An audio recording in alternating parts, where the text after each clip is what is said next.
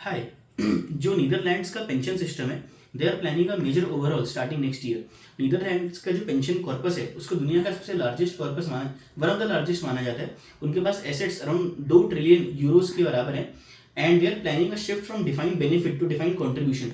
ये सेम चीज़ इंडिया में भी हुई थी, बट इंडिया में 2004 में ही हो गई थी। ऑल्दो हम ये मान सकते हैं कि नीदरलैंड्स ने सॉर्ट ऑफ एडवांस प्लानिंग करी है। They have spent more than a decade planning through it. In fact you be surprised to know कि इंडिया के अंदर जब ये सेम चीज लागू हुई थी तब इंडिया के अंदर हमारा फिस्कल डेफिसिट जीडीपी के परसेंटेज में 4% के बराबर था। नीदरलैंड्स में करंटली 2% के बराबर ही है। और in fact Netherland is already a developed country whereas India is still a developing country. And more importantly, after this change Netherland के अंदर जो उनको पेंशन का पे आउट मिलेगा, it can potentially increase up to 7% even after this kind of change. तो which shows volumes about the kind of planning that might have gone behind it. और अगर हम इन जनरल हम Netherlands के pension पूरे fund की बात करें, they are over funded right now. उनका जो एसेट बेस है it is more than liability, which is a very good thing, very healthy thing. Their assets are currently 128% of their GDP. India के case में हमारा पूरा corpus ही सिर्फ 15% है हमारी टोटल जीडीपी का, यानी कि अराउंड 500 बिलियन यूएस डॉलर का हमारा पेंशन एसेट्स है total, which is abysmal as compared to other countries.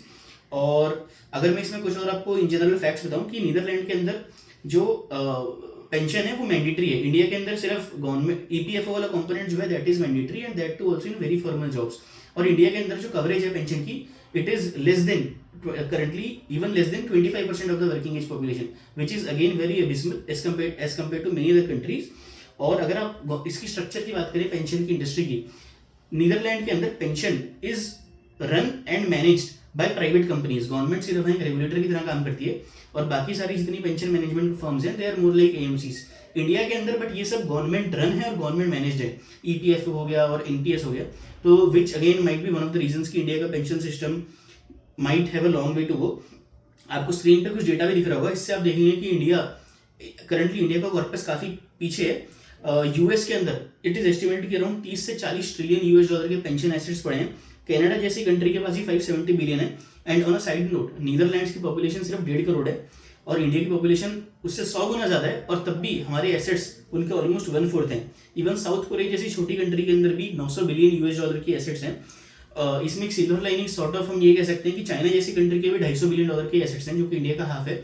But इसका कुछ और रीजन है। चाइना की इकोनॉमिक ग्रोथ में देयर हैव बीन, उनकी इकोनॉमी में सर्टेन फैक्टर्स कि उन्होंने पेंशन पे फोकस नहीं करा, ऑल्दो चाइनीज गवर्नमेंट भी अब काफी फोकस बढ़ा रही है।